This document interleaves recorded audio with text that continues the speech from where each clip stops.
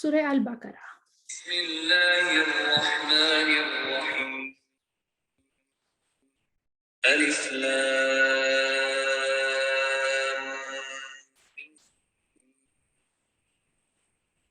ذلك الكتاب لا ريب فيه هدى للمتقين الذين يؤمنون بالغيب ويقيمون الصلاة ومما رزقناهم ينفقون والذين يؤمنون بما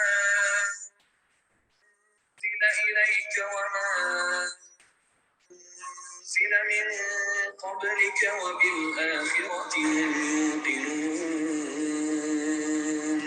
أولئك على هدى من ربهم وأولئك هم المفلحون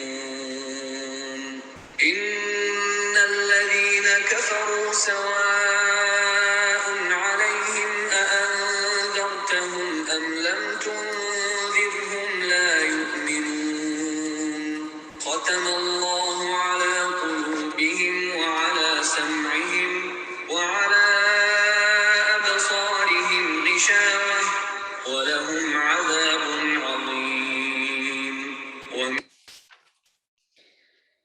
ابھی سورہ فاتحہ جو ہم نے پڑھی وہ ایک مکی صورت تھی، اور جو سورہ البقرہ شروع ہو رہی ہے یہ ایک مدنی صورت ہے، اور اس صورت میں آگے چل کر گائے کا واقعہ بیان ہوا ہے، اس لیے اس کو سورہ البقرہ کہا گیا ہے۔ حدیث میں اس کی فضیلت خاص طور پہ بیان کی گئی ہے، جس گھر میں یہ پڑھی جاتی ہے اس گھر سے شیطان بھاگ جاتا ہے۔ نزول کے اعتبار سے یہ مدنی دور کی ابتدائی صورتوں میں سے ہے، البتہ اس کے بعض آیات حجۃ الوداع کے موقع پر نازل ہوئیں۔ بعض علماء کے نزدیک اس میں 1000 خبر 1000 احکام اور 1000 ہی حرام اور ممنوع باتیں ہیں۔ اس صورت کا آغاز حروف مقطعات سے ہوتا ہے، الف، لام اور میم، یعنی علیحدہ علیحدہ پڑھے جانے والے حروف۔ ان کے معنی کے بارے میں کوئی مستند روایت موجود نہیں ہے، لیکن یہ ضرور فرمایا گیا کہ میں نہیں کہتا کہ الف لام میم ایک حرف ہے۔ یہ نبی پاک صلی اللہ علیہ وسلم کی حدیث ہے کہ میں نہیں کہتا کہ الف لام میم ایک حرف ہے، بلکہ الف ایک حرف ہے، لام ایک حرف ہے اور میم ایک حرف ہے، اور ہر حرف پر ایک نیکی اور ایک نیکی کا اجر 10 گنا ہوتا ہے۔ سورت کا آغاز حروف مقطعات سے شروع ہو رہا ہے، اور سورہ فاتحہ سے قرآن کا آغاز شروع ہوا، جس میں اللہ تعالیٰ نے ہمیں دعا کرنا سکھایا، ہمیں اللہ تعالیٰ نے مانگنا سکھایا۔ اللہ تعالیٰ نے بتایا کہ کیسے ہم ایاک نعبد و ایاک نستعین، اللہ تعالیٰ ہم تیری عبادت کرتے ہیں اور تجھی سے مدد مانگتے ہیں۔ اور اہدنا الصراط المستقیم، اللہ تعالیٰ ہمیں سیدھا راستہ دکھا دے۔ صراط الذین انعمت علیہم، ان لوگوں کا راستہ جس پر اللہ تو نے انعام کیا، غیر المغضوب علیہم، نہ کہ ان لوگوں کا راستہ جن پر اللہ تعالیٰ تیرا غضب ہوا، ولا الضالین، اور نہ ہی گمراہ لوگوں کا راستہ۔ اب یہ دعا اللہ تعالیٰ نے قرآن کے آغاز میں سکھا دی، اور اس کے جواب میں اللہ تعالیٰ نے اس کے سامنے پورا قرآن رکھ دیا کہ ہدایت لینا چاہتے ہو تو قرآن کی آیات پڑھ لو، سیدھے راستے پر آنا چاہتے ہو تو قرآن کی آیات دیکھ لو، ان لوگوں کا راستہ لینا چاہتے ہو جن سے اللہ تعالیٰ راضی ہو گیا تو قرآن پڑھ لو۔ سب انبیاء کرام اور نیک صالح لوگوں کا ذکر ہے۔ اگر ان لوگوں کا ذکر دیکھنا چاہتے ہو جن پہ اللہ تعالیٰ غضب ہوا اور ان کے راستے سے ہٹنا چاہتے ہو تو قرآن پڑھ لو۔ ان لوگوں کا بھی ذکر ہے جن سے اللہ تعالیٰ ناراض ہوا اور جن کے لیے اللہ تعالیٰ نے دوزخ اختیار کی۔ سورہ فاتحہ ایک دعا ہے، اور آگے جو سارا قرآن ہم پڑھنے جا رہے ہیں یہ اس دعا کا جواب ہے۔ اللہ تعالیٰ نے ہمیں طریقہ سکھایا۔ الف لام میم ذالک الکتاب لا ریب فیہ ھدی للمتقین، یہ وہ کتاب ہے جس میں کوئی شک نہیں، اور یہ ہدایت ہے متقین لوگوں کے لیے۔ الذین یؤمنون بالغیب ویقیمون الصلاۃ ومما رزقناہم ینفقون، اب متقین کون ہوتے ہیں؟ جو کہ غیب پر ایمان لے کر آتے ہیں، اور جو نماز قائم کرتے ہیں، اور جو خرچ کرتے ہیں جو کہ ہم نے ان میں سے ہم نے انہیں دیا۔ اب یہ ساری باتیں غیب پر ایمان لانا، غیب پر ایمان لانے میں جنت، دوزخ، فرشتے اللہ تعالیٰ کی وہ ساری جو مخلوق جو ہماری نظروں سے اوجھل ہے، ہم ہر چیز پر ایمان لے کر آتے ہیں، آخرت کے دن پر ایمان لے کر آتے ہیں، یوم قیامت پہ ایمان لے کر آتے ہیں، جنت اور دوزخ پر ایمان لے کر آتے ہیں، اور نماز قائم کرتے ہیں۔ یہاں پر نماز پڑھنے کا اللہ تعالیٰ نے نہیں کہا کہ وہ لوگ جو نماز پڑھتے ہیں، پڑھنے کا ذکر کہیں نہیں آیا، نماز کو قائم کرنا ہوتا ہے پورے خشوع و خضوع کے ساتھ۔ نماز کو جب ہم کوئی چیز بیلنسڈ کھڑی ہوتی ہے، اس تو وہ اسی صورت میں کھڑی ہوتی ہے نا، اگر وہ مکمل بیلنسڈ اور مکمل طور پہ وہ زمین کے اندر یا کنسنٹریٹڈ ہو، کسی جگہ پہ جمی ہوئی ہو۔ نماز بھی ایسے ہی ہے، جب تک ہم اس کو کنسنٹریٹ نہیں کریں گے، اس کو ہم اپنے خشوع و خضوع اور اپنا کنیکشن اللہ سے نہیں جوڑیں گے، تو نماز کی عبارت پڑھنا کوئی ایسا کام نہیں ہے۔ وہ اس کی ایک مقبولیت کتنی ہوگی، یہ انسان کا دل، نمازی کا دل اور اللہ جانتا ہے۔ اس میں کوئی دوسرا نہیں جج کر سکتا کہ اس کی کیا حقیقت ہو سکتی ہے یا اللہ تعالیٰ سے کیا تعلق ہو سکتا ہے۔ اب متقین کی یہ خوبیاں تو بتائیں اللہ نے، اور تیسری کہ جو خرچ کرتے ہیں آخرت کے دن پر، جو ہم نے ان کو رزق دیا ان میں سے خرچ کرتے ہیں۔ والذین یؤمنون بما انزل الیک وما انزل من قبلک وبالآخرۃ هم یوقنون، اور جو کتاب محمد صلی اللہ علیہ وآلہ وسلم پر اتاری گئی اور جو کتابیں تم سے پہلے پیغمبروں پر نازل ہوئیں، سب پر ایمان لاتے ہیں اور آخرت پر یقین رکھتے ہیں۔ اولئک علی ھدی من ربہم واولئک هم المفلحون، یہی وہ لوگ ہیں جو پروردگار کی طرف سے ہدایت پر ہیں اور یہی نجات پانے والے ہیں۔ انہی لوگوں کے لیے ہدایت ہے۔ ہم کیونکہ نبی پاک صلی اللہ علیہ وسلم پر قرآن مجید نازل ہوا جو کہ آخری الہامی کتاب تھی، لیکن ہمارا ماننا ہے، ہمارا یہ ایمان ہے کہ پہلے پیغمبر، پہلے انبیاء کرام پر بھی الہامی کتابیں نازل ہوئی ہیں، لیکن کیونکہ ان میں رد و بدل ہو گیا ہے، ان میں بہت ساری چینجز آ گئی ہیں، اس وجہ سے ان کتابوں پر عمل کرنا ہمارے لیے ضروری نہیں ہے اور ہمیں اس کا نہیں کہا گیا۔ ہمارے لیے نبی پاک صلی اللہ علیہ وسلم پر جو کتاب نازل ہوئی قرآن مجید، جو کہ اللہ تعالیٰ کی الہامی کتاب ہے اور اس میں کوئی شک نہیں ہے، ہمیں اس پر عمل کرنا ضروری ہے، اور یہ متقین کی نشانیاں ہیں، تقویٰ کرنے والوں کی نشانیاں ہیں۔ اب عمل تو ہم اسی صورت میں کر سکیں گے نا جب ہم اس کو پڑھیں گے، جب تک ہم اس کو سمجھیں گے۔ جب ہم اس کو پڑھیں گے نہیں یا ہم اس کو سمجھیں گے نہیں یا ہم اپنا دل و دماغ کھول کے اس کو سمجھنا چاہیں گے نہیں، تب تک یہ کتاب ہمیں فائدہ نہیں دے سکتی۔ ان الذین کفروا سواء علیہم اانذرتہم ام لم تنذرہم لا یؤمنون، جو لوگ کافر ہیں انہیں تم نصیحت کرو یا نہ کرو، ان کے لیے برابر ہے، وہ ایمان لانے والے نہیں ہیں۔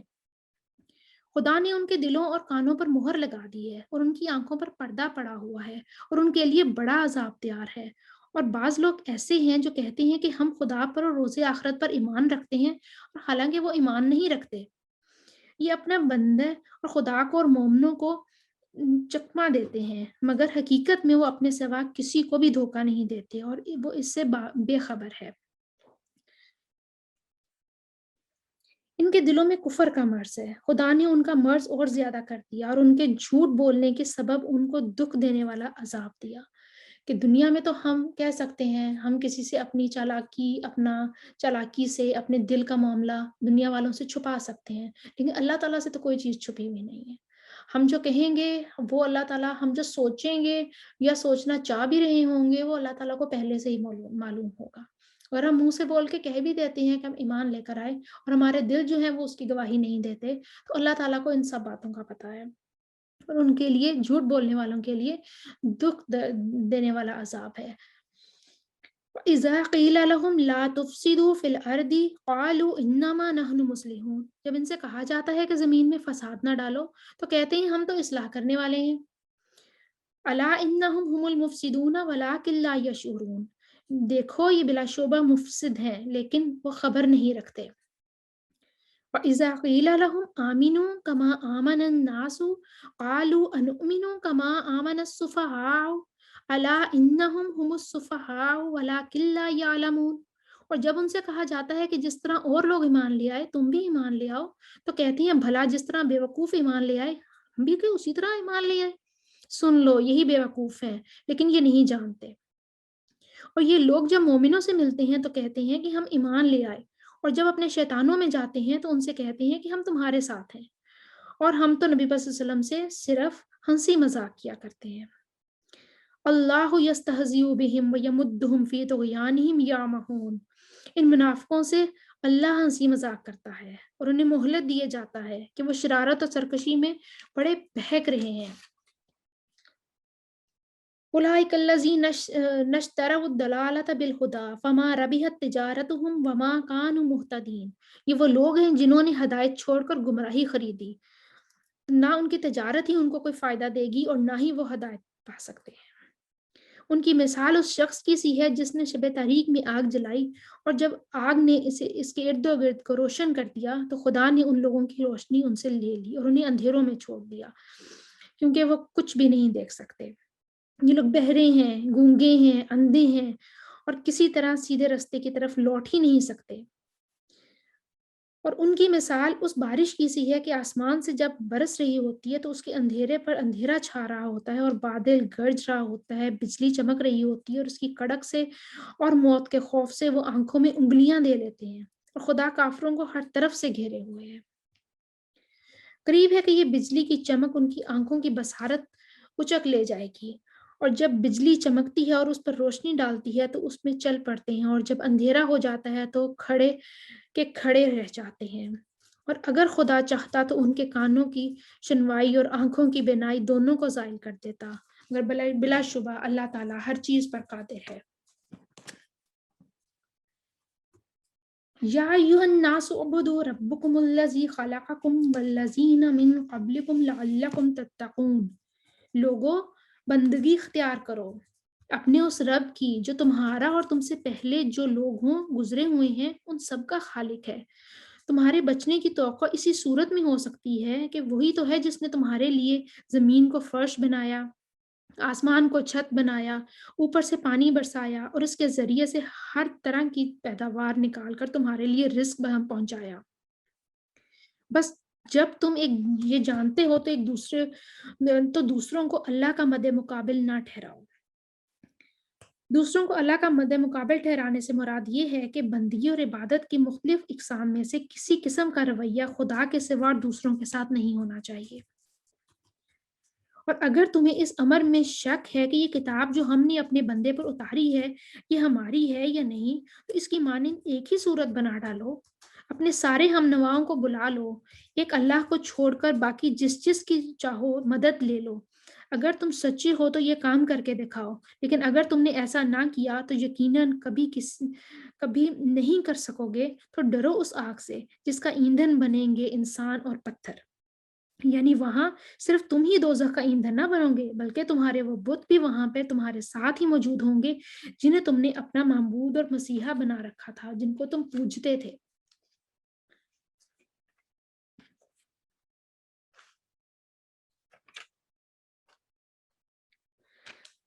اے پیغمبر، جو لوگ اس کتاب پر ایمان لے آئیں اور ان کے مطابق اپنے عمل درست کر لیں، انہیں خوشخبری دے دو کہ ان کے لیے ایسے باغ ہیں جن کے نیچے نہریں بہتی ہوں گی۔ ان باغوں کے پھل صورت میں دنیا کے پھلوں سے ملتے جلتے ہوں گے۔ جب کوئی پھل انہیں کھانے کو دیا جائے گا تو یہ کہیں گے، ایسے ہی پھل اس سے پہلے دنیا میں ہم کو دیے جاتے تھے۔ ان کے لیے وہاں پاکیزہ بیویاں ہوں گی اور وہ ہمیشہ وہاں رہیں گے۔ ہاں، اللہ اس سے ہرگز نہیں شرماتا کہ مچھر یا اس سے بھی حقیر تر کسی چیز کی مثال دے۔ یہاں ایک اعتراض کا ذکر کیے بغیر اس کا جواب دیا گیا ہے۔ قرآن میں متعدد مقامات پر مختلف مثالیں دی گئی ہیں، مکڑی کی، مکھی کی، مچھر کی، اور ان پر مخالفین کو اعتراض تھا کہ یہ کیسا کلام الہی ہے جس میں ایسی حقیر چیزوں کی مثالیں دی جاتی ہیں۔ تو اس کے جواب میں کہا گیا ہے کہ ہاں، اللہ اسے ہرگز نہیں شرماتا کہ مچھر یا اس سے بھی کسی حقیر چیز کی مثال دے۔ جو لوگ حق بات کو قبول کرنے والے ہیں وہ انہی مثالوں کو دیکھ کر جان لیتے ہیں کہ یہ حق ہے جو ان کے رب ہی کی طرف سے آتا ہے، اور جو ماننے والے نہیں ہیں وہ انہیں سن کر کہنے لگتے ہیں کہ ایسی مثالوں سے اللہ کو کیا سروکار۔ اس طرح اللہ ایک ہی بات سے بہتوں کو گمراہی میں مبتلا کر دیتا ہے اور بہتوں کو راہ راست پر لے آتا ہے، اور اسے گمراہی میں وہ انہی میں مبتلا کرتا ہے جو فاسق ہیں۔ اللہ کے نیک بندے اللہ کی آیات پڑھ کر یا اللہ کی کوئی نشانی دیکھ کر کبھی گمراہ نہیں ہوتے۔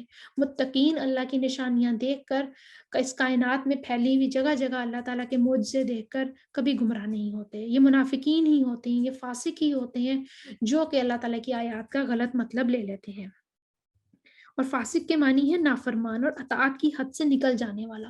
نافرمان وہ ہوتا ہے جو کہ